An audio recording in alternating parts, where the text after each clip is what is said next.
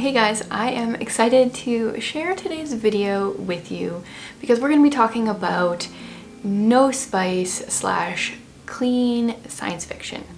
And this is a genre I have always loved, but it's probably the hardest genre to find what, in my opinion, is good science fiction. In honor of this video, I am wearing my most science fiction-y shirt, which is cats flying on pizza in space. My 6-year-old was asking me all winter when I was going to wear this shirt because he loves cats and pizza, and I told him once it was warmer, and today is the day we break up the shirt and we start wearing it. Okay, I have a good stack of science fiction books here, and then I have some that I don't own that I want to share. Science fiction is a broad term, and you'll notice even in the books that I'm going to share, there's quite the variety because it can kind of be anything from like alternate history to space.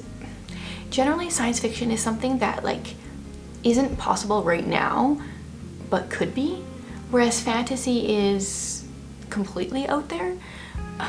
But it's such a interesting line, and I have everything from like more out there science fiction to like more believable science fiction. So if you don't really know what you like, or if you like kind of like lower science fiction, like stuff that's not very heavy on the like sciencey part, I've got you covered. I personally do not like classic science fiction. I have tried a number and will still continue to try other ones, but I have yet to read a classic science fiction that I like. So that apparently is not one of my favorites. When I'm talking about clean science fiction or clean books in general, I have a 14-year-old right now, and how I think of like clean books is, am I willing to let her read this book?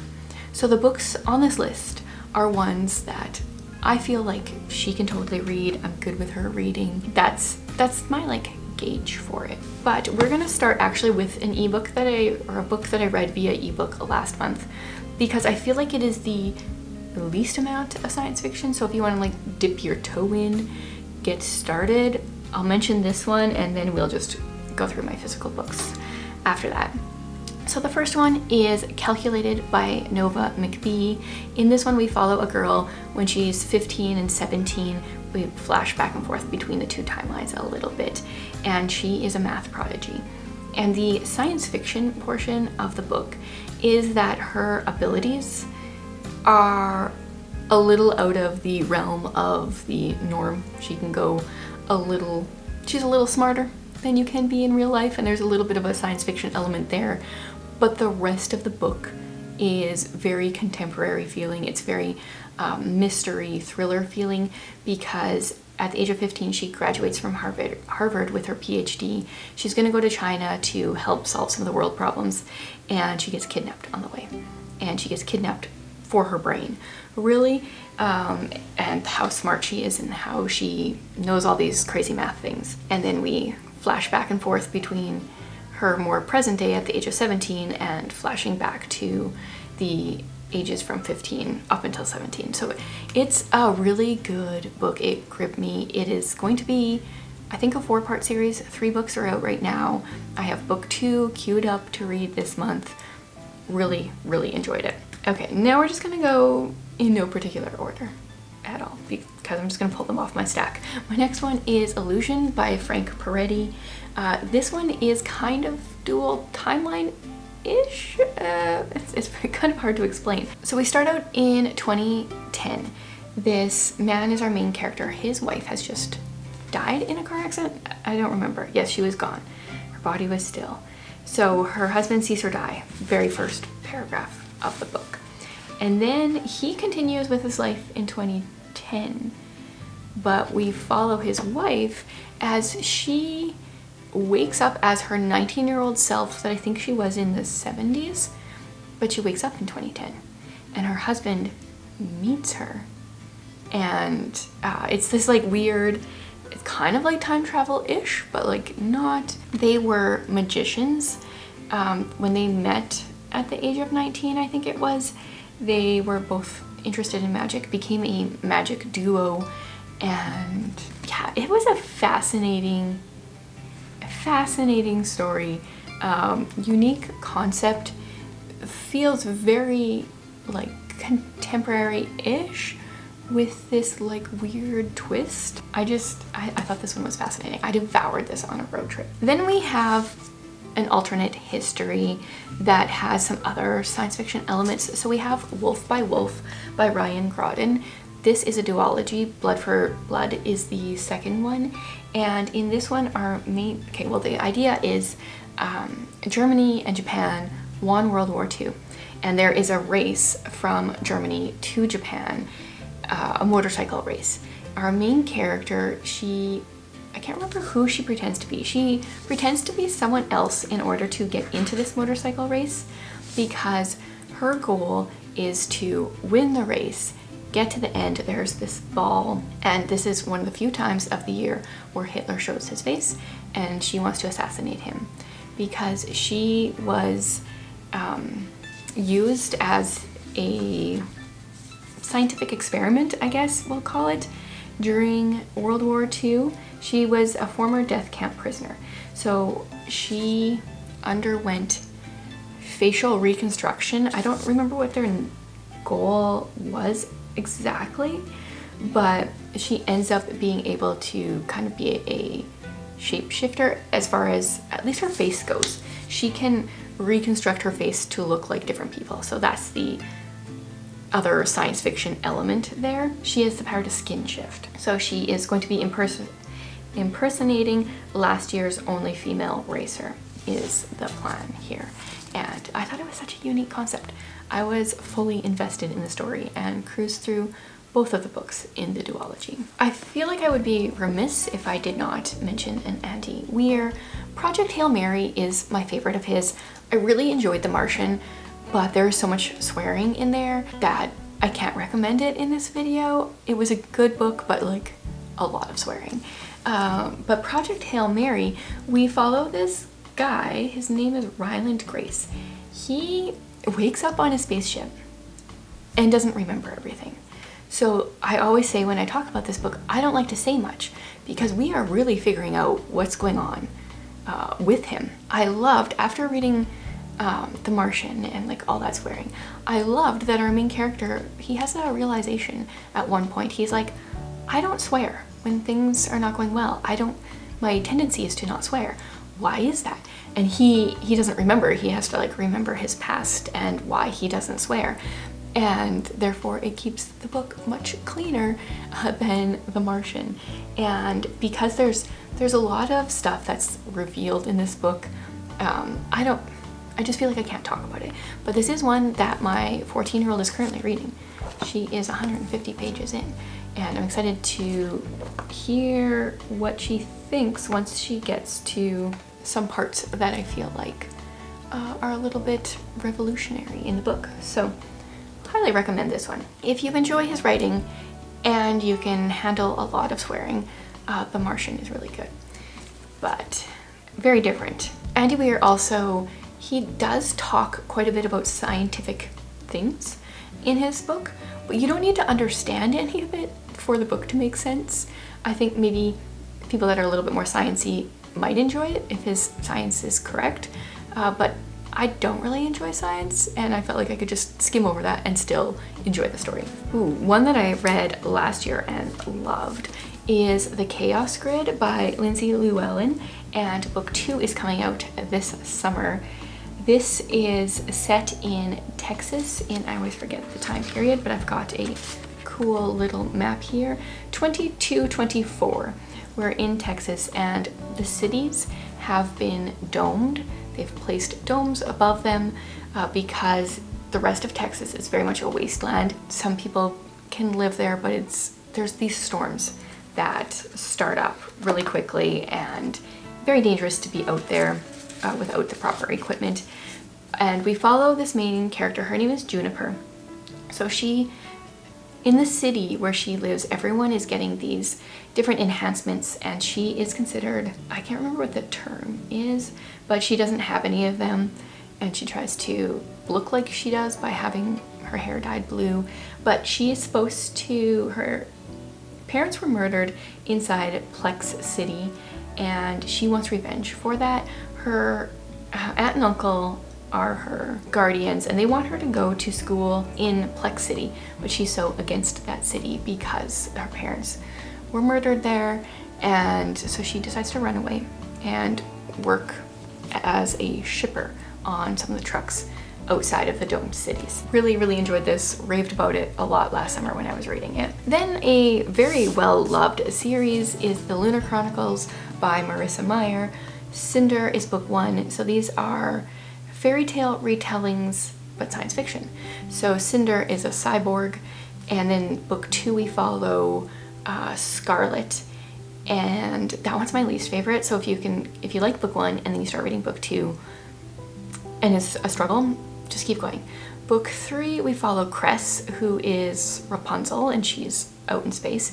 And then we follow, in book 4 we follow Winter, who is Snow White. There is a pandemic, a plague going on in this first book especially. Cinder is a mechanic. She is very gifted with different machinery, robots, and some things start up pretty quickly that really advance the plot. I don't want to say too much, like it has those Cinderella elements, so you can kind of see a few things coming, but there's also on Earth they are having some struggles with, there is a lunar queen that kind of wants to take over, and yeah, Cinder can kind of see through some of the glamour that they put on, I'll say that.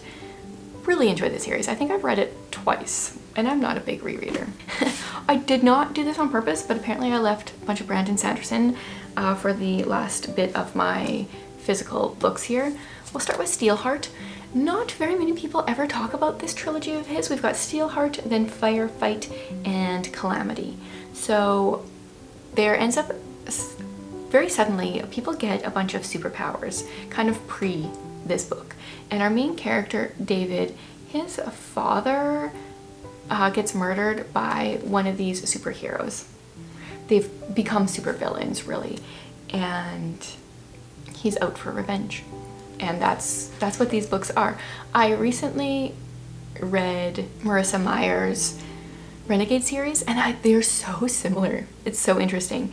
But I've decided not to recommend that series, and I want to recommend this one. So we follow David. The superheroes are called Epics, and so he joins a group called the Reckoners. They are just like a rebel group. It's got so many similarities to the Renegade series. It's actually kind of funny. I wonder which one was published first. Probably this one. Really enjoyed it. Then we've got a Sanderson that no one ever talks about, and this is Legion. Very hard to explain, but our main character, his name is Stephen Leeds. It starts out in the back here, it says he's perfectly sane. It's his hallucinations who are mad. I'm like hallucinating as I try to read that. So he is this brilliant man, and he is so brilliant that he almost like can't even handle his own brain. So he creates these personas in his mind that have these different gifts, and so he can kind of take like all his history knowledge. He has this like one persona who's really gifted at history, and he pretends it's a real person. It's just his way of dealing with his smarts. It's very fascinating. This is actually, I think it's a 3-book, I think there's 3 stories in here. Legion, Legion Skin Deep, and Lies of the Beholder. Yes, there's 3 stories in this little book, and he ends up solving some mysteries using his knowledge, and then he calls his like people in his mind, he calls them aspects. They hold and manifest the information. So wherever he goes, he's joined by a team of imaginary experts. It's an interesting idea. I really want to reread this book. So surprising to me when I finished it. I listened to it on audio. As I was finishing it, I was like, I'm getting teared up over this book. It felt a little crazy, but really enjoyed it. I feel like this is Sanderson's more loved science fiction series, which it was sitting on my shelf and apparently it's pretty dusty. Skyward. This is a 4-book series set in space with a main character called Spensa, or she goes by Spin. It's interesting. I loved book 1, and I don't really like what he did with the series. I kind of wish book 1 would have been a standalone, but Spin, her father, okay, so their world, their planet has always been under attack. So they live underground, and every now and then spaceships from this place or different places go and fight them. So everyone wants to be a pilot. You're very revered if you are a pilot. And Spensa's father was a pilot, but somehow he turned on his people and he started shooting down his own people right before he died. So she has kind of always been, what does it say? Yeah, she's been seen as the daughter of a coward, and she's always wanted to get into flight school, and because of her history, her family history, her chances are really low. But in this book, that is what she tries to do. And yeah, it's really good. I wish the rest of the series was as good as this one. I think he kind of tried to do too much with the series. Another Sanderson, which actually my daughter has a physical copy of. It's been one of her favorites of his, is, oh my goodness, I remember what it's called. The most confusing title ever, so I'm gonna look it up. I didn't write it down. The Frugal Wizard's Handbook for Surviving Medieval England, maybe, is the title. It's so confusing, but it's such a cool idea.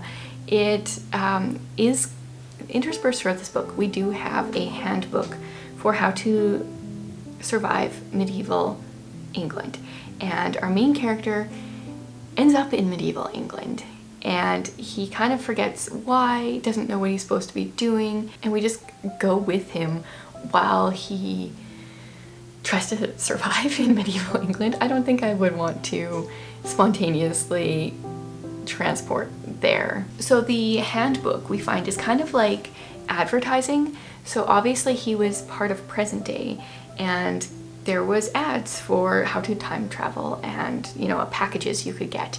And so this guy did that, and I love the humor in this book. That was so unexpected for me. I don't remember our main character's name, as I often don't, but he would rate random things like, oh, that tree, 5 out of 5 stars, and here's why. And it was just one of those books that kind of made me snort. I've got a thing for books that are unexpectedly funny and make me laugh out loud or give a little snort. I really appreciate that. I think that this is one of his under talked about secret projects, and I want more people to read it. Okay, a couple more that I don't have physical copies for. The Time Door. So if you liked The Martian but didn't like the swearing, or you like the idea of The Martian, which is kind of getting trapped on Mars, The Time Door is for you, because we follow 3 people, I think it is, who are experts that go to Mars. Maybe there was 4. I don't remember. And because they're trying to get Mars ready for inhabitation, and things happen and they end up stuck on Mars. And it's one of those books that I don't really want to say too much about. At the beginning of the book I was confused because we're flipping back and forth between the people on Mars as well as the politicians on Earth that are supposed to be helping them out, and there's a lot of politics going on underneath that was confusing at the start, but I really got into it, and I think book 2 either just came out or is going to come out later this year. I haven't read it yet though. I definitely want to. Okay, I think maybe there's just one more on my list. I read this one so long ago. One of those books that I just keep wanting a physical copy of and haven't purchased. It's a duology. So the first book is called Tainted. Book 2 is called Awakened. I think that's 1 and 2, by Morgan Bussey. And this is Frankenstein-ish retelling loosely. We follow this woman. It's kind of set in Victorian times and is kind of steampunk as well. But her father was a scientist and he tested things on her. So she's kind of his monster, and she has these powers that she tries to hide. I read this book before BookTube, I think the summer before I started, and I definitely have noticed books that I read pre-BookTube that I didn't have to explain or summarize shortly after reading. I have a harder time remembering what happened, but I do remember that I flew through both of these books, loved them so much. So other than it had those Frankenstein vibes and is steampunk, I don't remember much else, but I remember really enjoying it. So if you like that, definitely check it out. I guess I should say I did not include any middle grade books on here. I do have quite a few middle grade science fiction books that I enjoy, but I thought this video might get too long if I did so. But those are, I think, my favorite science fiction books, assuming I didn't forget any. If you have read any of these and enjoyed any, what are some recommendations for me, you guys? And I'm not interested in classic science fiction recommendations. I still have a list of classic science fiction that I want to read. But yeah, it just hasn't been successful. So what else should I be trying? Let me know. I definitely like the variety of the alternate history, the steampunk, the space. I like a little bit of everything. I just don't like when I come across science fiction that is not clean. So leave your recommendations below, and hopefully I was able to give you guys a few recommendations as well.